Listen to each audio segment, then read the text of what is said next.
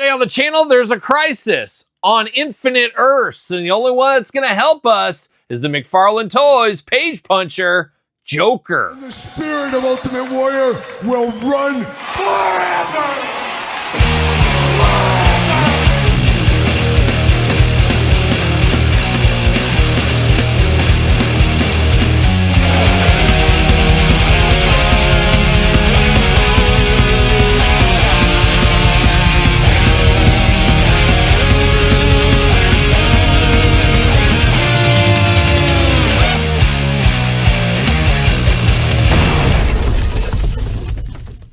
Welcome everyone, Kyle here, and welcome back to the channel for another DC Multiverse McFarlane Toys Page Punchers unboxing and review. And today on the channel, we got the Joker from Crisis on Infinite Earth. But for all your Joker needs and a whole lot more, better hit up jaystoysandgames.com. Use discount code Kyle, save yourself 15% on all in-stock items. Got to get a deal out there. We know how that goes by now. Got to head over to Jay's, all kinds of good stuff. But of course, we're going to do this review like we do all the other reviews on the channel. We're going to take a look at the packaging. We're going to talk about it. We're going to unbox it. We're going to talk about it. We're going to see where it goes from there. And this latest edition of the Page Punchers is a twosome. Well, 4 of them, I guess. There's 2 red platinums. We'll talk about them in the future. But the ones we've unboxed so far will be this Joker and Superman. Check out the Superman unboxing if you did miss it. We did that on Kyle Peterson 2.0 for those keeping track at home. Make sure you subscribe to that channel. A lot of Todd talk over there. Todd McFarlane from the couch here, ladies and gentlemen. But this Joker, an all-timer. Some people might say this is their version of Joker. A bit of a repaint with a few twists and turns. That's what we got going on with this one. And a comic book, a stand, and a card. Don't forget those. But let's dive into it. Let's see what's going on with this Joker here. And Joker looking like a mobster, looking like a gangster. Got that big hat going on. Todd, I haven't seen a hat like this since Where in the World is Carmen Sandiego? Hit it, Rockapella.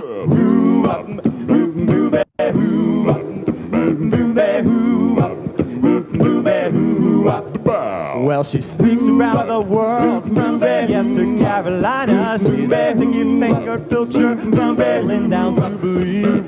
She'll take you for a ride on the boat to China. Tell me where in the world is Carmen Sandiego. Ooh, those sweet sounds of Rockapella. I wish they'd play a show. Todd, next time San Diego Comic-Con, not sure if I'm going to be there next year. We'll see. We'll see. Rush might be calling my name. I need to go visit with Alex and Getty, my 2 good friends.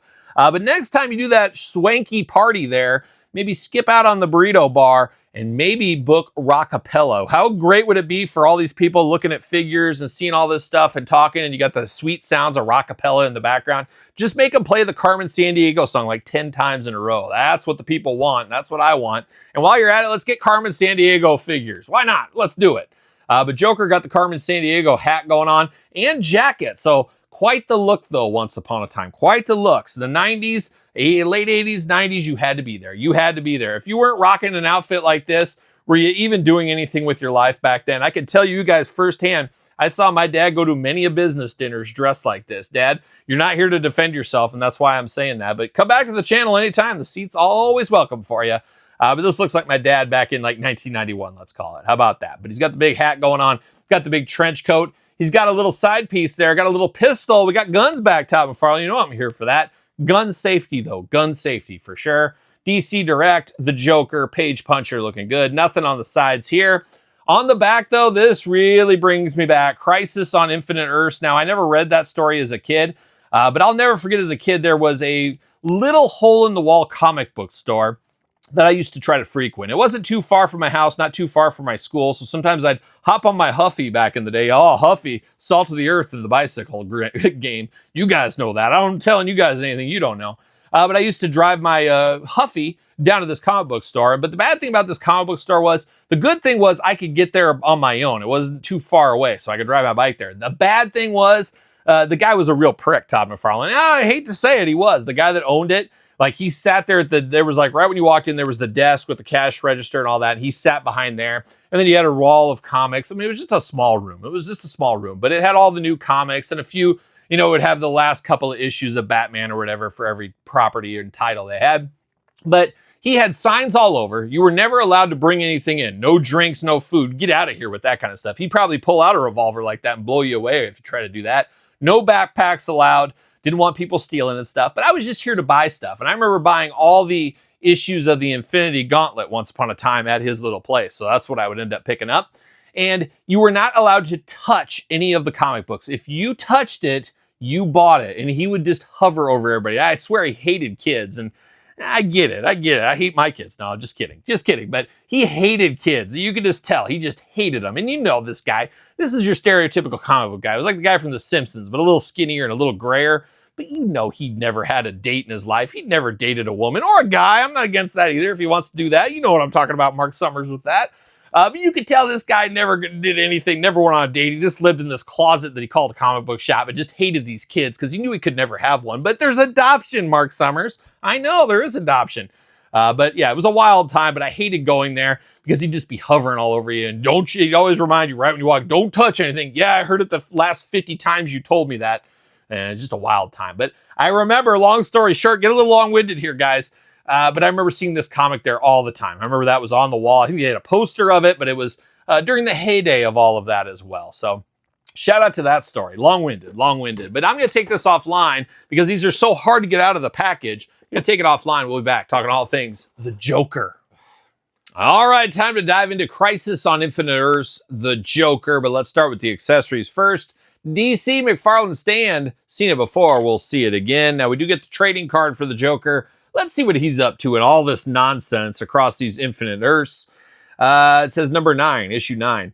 Check in with the vilest villains in the DC multiverse in this issue, exploring what the bad guys have been up to since the crisis began. Will this army of corrupt rogues take advantage of the mayhem descending on reality or lend a hand in humanity's time of need? And I think I knew enough to be dangerous, but I feel like there was a couple of the villains, not necessarily Joker, that actually kind of turned good and started helping out. Or am I getting my stories confused a little bit? But we do got the Joker here, and we do get a card, and we do get a comic, which is a hallmark of the Page Punchers. But Todd McFarlane taking you and your toes to task. I don't know why these Page Punchers are locked up like Fort Knox. And of all the things to be locked up, it's the one that has the comics and the card in it that you're trying to keep like as nice as possible. So you always get dings and dents in these things. And I've said this repeatedly on the channel. I'm trying to get these cards to grade a 10. I'm trying to get these comics to grade a 10 because it is my future retirement. I've put all of my savings into McFarlane trading cards and comic books, and I'm trying to get them all graded, or else it means my home in Bermuda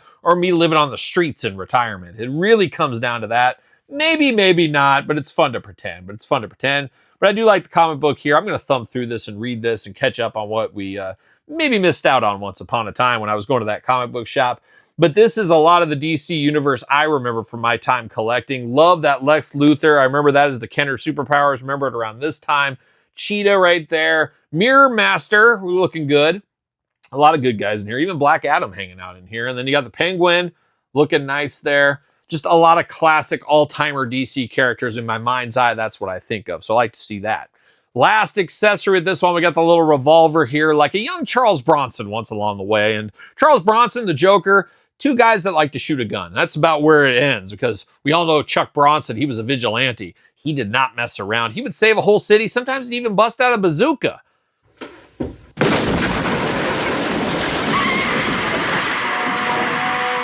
And shout out to G.I. Joe Bazooka. Duke got him killed. You remember that, Todd McFarlane? Duke, what are we doing? And he almost got killed in the G.I. Joe movie in the 80s, and then G.I. Joe Resolute. They finally killed Bazooka, and the blood was on Duke's hands both times. Shout out to Duke. Always doing the wrong thing. Flint, true leader of G.I. Joe. Never forget. Now let's dive into the Joker here. They got the Joker in top hat. The hat is not removable, just like Carmen Sandiego's was not really removable, but it does got the black band around it, nice, big, and purple. Looking very good. And I got to say, as far as comic Jokers go, this is the classic comic Joker I think of in my head. I know he's had a lot of looks, and it really is. You like what you like, you don't what you don't. This is a Joker I can get around. I can co-sign on this one. Looking very good. Big teeth, wide open mouth. That green hair that had to take a long time to dye that thing all the time.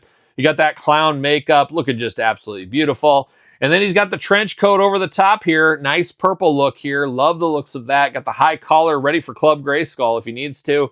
Looking beautiful there. Now getting into the hands here, you get two different gripping hands, almost a maniacal hand going on here, and then a straight up gripping hand. A little shocking we didn't get a straight up trigger hand here. No extra hands with this one. And these Page Punchers, they're dancing around $30 feel like I should get an extra set of hands or a head or something in there. And I always want a little bit of extra head. You guys know me. Yeah, you know what I'm talking about, Mark Summers from the couch.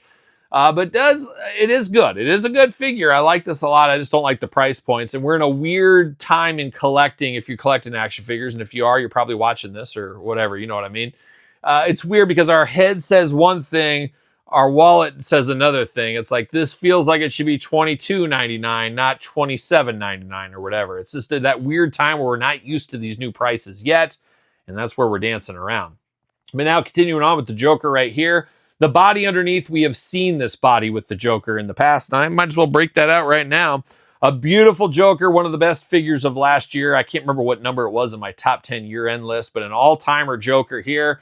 You get a definite repaint between these two. This time, though, we get the pinstripe pants here, looking like a member of the New York Yankees or the Mob. One or the other. One or the other. You got the vest over the top with the green and yellow. You got the flower. And in true McFarlane fashion, they painted them differently. Different purples, different greens, yellows. I get it. I know what they're doing. I know what they're up to here. He's got the same shoes going on, though. That does look good. He's got a collar underneath the collar. A double collar outfit. Man, that's a true Power Moves player is what that is. But it is the same as this Joker here. Even the head sculpt's very reminiscent, but I am thankful to say different head sculpt between these two. And obviously the hat is different. But that digital Joker is an all-timer. Worth the pickup if you don't have it. But this one's still really good as well. I really like this Joker. Now, arms do go all the way around, bicep cut, double jointed, pinned elbows. I know they're pins. I know you're not sweep. Okay, I'll check. Mark Summers says, you better check. You never know. Is this going to be the time? Is this the time they finally go pinless? Of course not. Of course not. They're pinned in there, Mark Summers. Mark, you're just tricking me there. You and Todd, a team from the couch here today. Hands back and forth, side to side. Head back and forth, side to side, up and down. I like a lot of different looks. So you can kind of put his head down with the cap. I like some of that going on.